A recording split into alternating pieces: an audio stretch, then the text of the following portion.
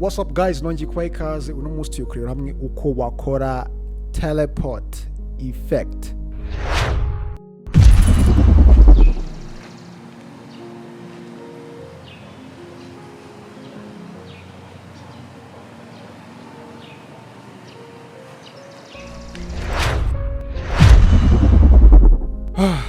Muri Premiere Pro. So nawe reka dusimbukire muri Premiere Pro turebe uko ikorwa. Twagiye timeline yanjye mfite clip zigiye zitandukanye, ni kuvuga ngo iyi niyo clip ya mbere na shootinze ndimo kuvuga, okay? So and then ino action nakoze, okay? So niho ndaza kuba disappeared, okay? So kugira ngo nze kubura and then none nza gushutinga indi clip ari intebe yonyine iri gusiga ari kunyeganyega nyine clip cyangwa se subject yabaye disappeared, okay? And then nkaza gushutinga indi clip, okay? Urabona ko iyi ngiyi niyo ya gatatu, okay? Ubwo ntangani nkora teleport mvuye hano muri iyi ntebe ndaba disappeared inze kwisanga hano hantu. So uburyo ndaza kwisanga ubwo hano ino action nkoze ubwo niho ndaza kuricingira, okay? Neneho and then kuri ngiyi ubwo ninca gusubira mu ntebe yanjye iyi ngiyi niko ndaza kugenda ndaburira mu myotsi guys, okay? None ubwo still iyi ngiyi action yindi nangaha ndaza kugarukira mu ntebe. So uko ndaza kubikora guys, okay? So ndabanza inze gukora ahangaha naje kuba disappeared gutya, okay? Ndaza guhita mpakata none inze gufata a small clip kuri iyi ntebe iri empty ubwo yasigaye irimo kunyeganyega, okay? Inze kwifata nyishyire hano hejuru gutya, okay? Iyi clip so inza kuba disappeared gutya ndaza guta nyishyira hano hejuru iyi clip gutya, urabona yuko mbaye disappeared, okay? So and then icyo ndakora n'ubundi ndahita nza gufata kuri ya clip ahangaha nayo iri empty, okay?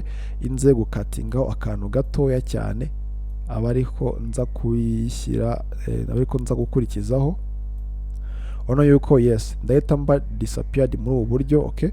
Noneho ndahita nza kwisanga hano naho ntago ino empty space iratindamo cyane, ndahita nza ndimo kugaragara neza wese guys, okay? So ubwo ndahita nzana ya clip yanjye ariyo iyi ngiyi nayo inze kwishyira hehe hano nze kwishyira hano munsi y'iyi clip, okay? Ariko ndaza kubanza nze gushaka aho ndaza kureach, okay? Ubwo ndaza kureachinga still ndi mu birere gutya, okay?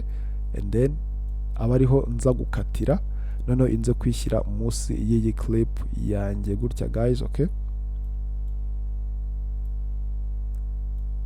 So gutya, okay? Ubwo ndahita ngaragara gutya guys, okay?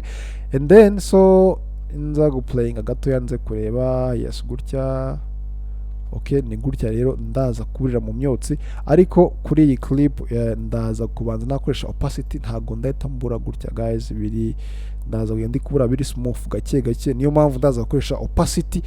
So ndaza gukanda kuri clip, ubwo kuri clip y'intebe yonyine gusa, okay?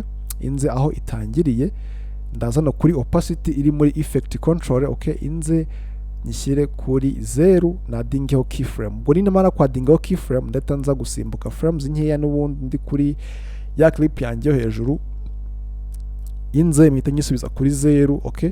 Ubwo rinza guplayinga, urabona yuko yes uburyo biraza guhita yes bigenda, okay? Even nahangana niko ndaza kubikora ntago ndahita ngaragara biri direct, okay? So niyo mpamvu rero ndaza hehe hano kuri clip nayo yo hejuru iri empty, okay? Inze kwadingaho keyframe kuri opacity, okay? Inze gusimbuka noneho keyframe aho iraza kurangirira mishyire kuri 0, okay? None ubwo rinza guplayinga, urabona yuko uburyo ndimo kuza guys ni biri crazy guys, okay? And then guys ngiye gukora ngiye kwadingaho effect yanjye. So effect yanjye guys ino video nayikuye kuri YouTube, okay? So nawe ushobora kuyidownloadinga ukayikura kuri YouTube, there's no way, nta kibazo. Haba hariho yes yes urabona ko aba hariho ama effect menshi, okay? Ndaza, okay? Ndashaka gukoresha iyi ngiyi y'umweru, okay? So reka nkoreshe iyi ngiyi guys, okay? Iyi ngiyi y'umweru ni sawa, ndaza kugakata ariko konyine,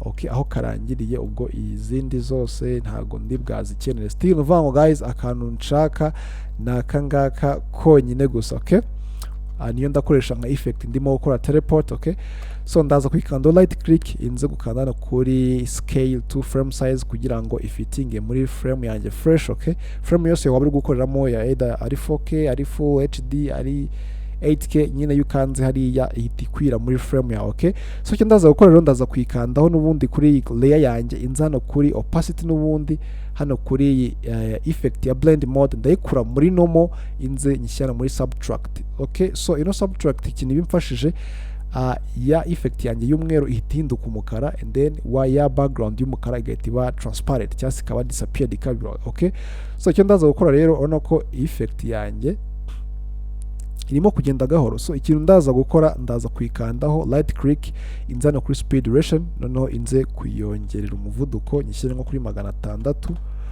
urabona yuko gutya guys gahita kaba gatoya. So iyo kabaye gatoya, noneho nicyo gihe aho subject yanjye ibere disappeared aba ariho f yanjye nza kuyishyira. Okay, urabona yuko subject yanjye yabaye disappeared hano ku ntebe. Ubwo ndakanda hano kuri effect yanjye, inze nyishyira hano ku ntebe.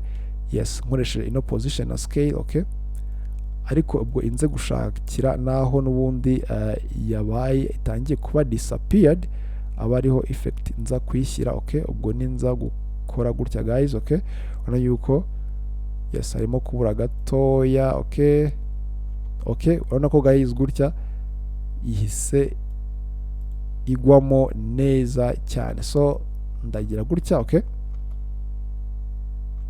urabona ko gutya guys ihise iburira mu myotsi. Okay, so and then hano ndayegeza imbere gutya gatoya. Okay guys. Okay, and then noneho inze kuri ya clip yanjye ya kabiri, n'ubundi ndayiduplicatinga, ndaholding alt kuri keyboard yanjye, inze naho nze kuyishyira aho clip yanjye iraza kugaragarira. Okay, nahangaha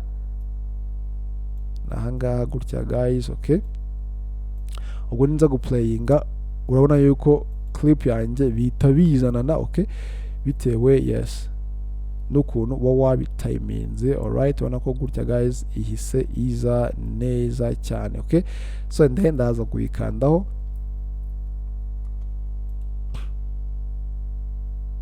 urabona ko gutya guys bise bizanana neza cyane. Ariko hano kuri effect urabona ko itari nta green enough byahagije. Icyo ndaza gukora, ndaza kuyiduplicatinga nzigire ebyiri. Okay, none ndangiza iyi ngiyo hejuru inze kwigabanyiriza yes scale gutya kugira ngo zize ari ebyiri zifite imbaraga. None ubwo ninza kuyiplayinga gutya guys, urabona yuko ewana bihise igwamo neza cyane. Still nahangaha niko ndaza kubikora kugira ngo ino effect ize kuba ifite iri strong kandi yes yihagije. Alright, so gutya and then nkahita mburira mu myotsi. And then guys icyo ngiye gukora, ngiye kuzana n'ahandi naho ari kuba disappeared, naho araburira mu birere gutya guys. Okay, ahangaha. Okay, noneho inze aba ariho nkata. Noneho nimara kuhakata, ndaza n'ubundi guhita nshaka ya empty space, n'ubundi na shooting hano nze kugashyira hejuru gutya. Okay, kugira ngo guys nasimbuka mpite mubura. Okay, ugarasimbuka gutya guys. Okay, kimara kugera hejuru urugero gutya yes ndahita mubura. Ubwo nimara kumubura guys, ndahita ngaruka kuri ya ntebe yanjye guys. Where is my desk? Intebe yanjye iri he? Ndaza gushaka ya footage y'intebe iri empty, ni iyi ngiyi. Okay, ndayikandaho double click. Ubwo nze gushaka aho irimo kunyeganyega gutya. Okay, none ndaza guterura gatoya nze kugashyira mbikombine same as nkuko nabikoze na mbere. Ubwo ndahita mza kubikombina. Okay, noneho mpita hagaragara ya ntebe. Okay, n'ubundi mite nza gushaka ya clip yindi ikurikira, ariko ndaza gushakira ahandi n'ubundi yakitinze akamera nkaho ahise agira ute agaruka. So ndaza kuyishyira hano munsi gutya guys. Okay, so ndayishyira hano munsi, ubwo ninza guplayinga urabona yuko guys gutya ntabwo yaje fresh. Ninza guplayinga urabona gutya guys ahise agaruka biri direct, araza kubura and then ahita agaruka gutya. And then so icyo ndaza gukora noneho guys n'ubundi ni yama opacity yanjye. Okay, so ndaza kwadingaho opacity muri effect control, nadingeho opacity ariko iri kuri 0. noneho ubwo inze nyongere gutya ubona ko ayisabura. And then nahangaha niko ndaza kuyikora, ndadinga opacity iri kwijana kuko ndashaka ko wa muntu wanjye ahita wa disappeared uri kuri iyi layer yo hasi. I mean wa muntu wanjye ko ahita za kuba agaragara gutya guys, arahita agaruka. Then icyo ndaza gukora, ndaza noneho kuduplicating ano ma effect yanjye inze kuyashyira hehe hano kuri iyi ntuza yanjye guys. Okay, zino zo hejuru kamanzi nzisibe kugira ngo mbanze nkore position yaho ndaza kuzishyira fresh. Okay, nuvuga ngo subject yanjye yaburiye hano, ubwo icyo ndaza gukora ya f yanjye ndaza kuyizamura nyishyire aho subject yanjye n'ubundi yaburiye hano gutya guys. Okay, ubwo ninza guplayinga yes, ubona yuko guys wa muntu wanjye already ahise aba disappeared. Okay, so and then aho araza kugarukira he guys,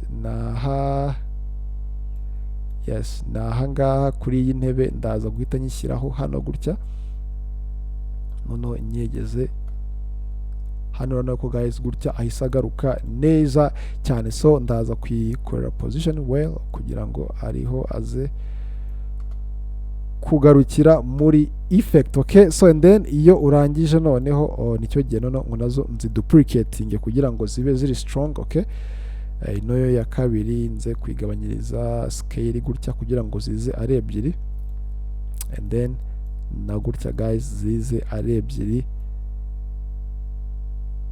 Alright, so and then nuko nguko rero guys wakora simple teleport effect tricks muri Premiere Pro. So guys, niba wakunze ino video yanjye please ntugende udakoze subscribe, ndabizi neza ko iri buze kugufasha. Okay, liking sharing kugira ngo ujye getting update yandi ma video mashya ya editing. So ndakunda cyane rero, tuze guhurira muri video y'ubutaha. Peace.